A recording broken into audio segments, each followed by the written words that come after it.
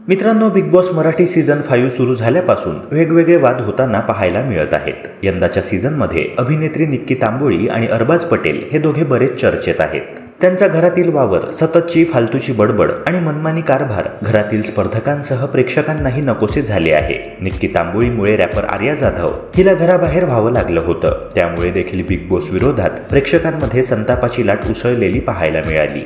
यंदा कमी वोटिंग झाल्यामुळे अरबाज नक्कीच घराबाहेर झाला असता, पण कॅप्टन्सी टास्क राबवून बिग बॉसने त्याला मुद्दामहून सेफ केले असे अनेकांचे म्हणणे आहे। बिग बॉस निक्की आणि अरबाजबाबत पक्षपातीपणा करतोय आणि टीआरपी साठी त्यांना साथ देतोय असे प्रेक्षकांचे म्हणणे आहे। एकूणच ह्या प्रकारामुळे प्रेक्षक संतापत असून आता बॉयकॉट बिग बॉस हा ट्रेंड सुरू झाला आहे।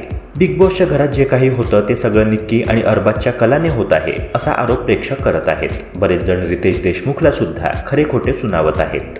बिग बॉस आणि रितेश देशमुख दोघेही बायस आहेत असे अनेकांचे म्हणणे आहे। यापूर्वीही घरात बरेच टास्क झाले ज्यामध्ये निक्की आणि अरबाजने त्यांच्या मर्यादा ओलांडल्या होत्या, तेव्हा त्यांना कोणतीच शिक्षा झाली नाही। पण जेव्हा आर्याने स्वतःसाठी स्टँड घेत काही केलं तर लगेच तिला घराबाहेर काढलं गेलं आणि हे अत्यंत चुकीचं आहे असे प्रेक्षकांचे म्हणणे आहे।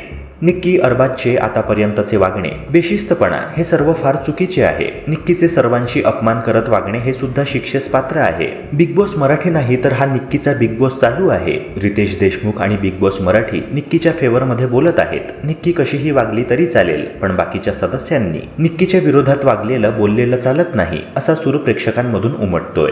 मित्रांनो, ह्याबाबत तुमचे काय मत आहे? बिग बॉस निक्की आणि अरबाजला वेगळी VIP ट्रीटमेंट देत आहे का? कमेंट सेक्शनद्वारे तुमचे मत नक्की कळवा। तसेच व्हिडिओला लाईक करून चॅनलला सबस्क्राईब करायला विसरू नका। भेटूया पुन्हा एका नव्या व्हिडिओसह। जय हिंद, जय महाराष्ट्र।